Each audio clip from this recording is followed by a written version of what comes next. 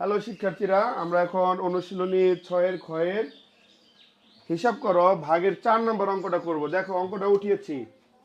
এখন আমাদের পরের লাইনটা দেখো, আমরা শর্টকাট করব না। ভাগ 6-এর নিচে কোনো হর নেই, তাহলে হর কত হবে বলো তো? 1 হবে। হ্যাঁ, এটা তোমরা জানো, অনেকগুলো করে ফেলছি আমরা।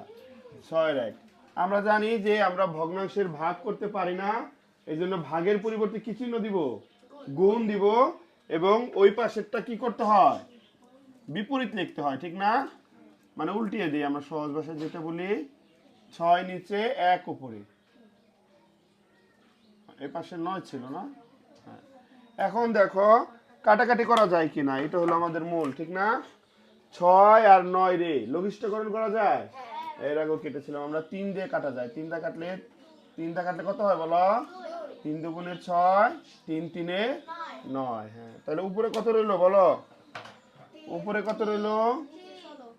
উপরে 3, নিচে 8 দুগুণে 16। আর তো কাটাকাটি করা যায় না, যেহেতু একটা প্রকৃত ভগ্নাংশ, তাহলে উত্তর এইটাই।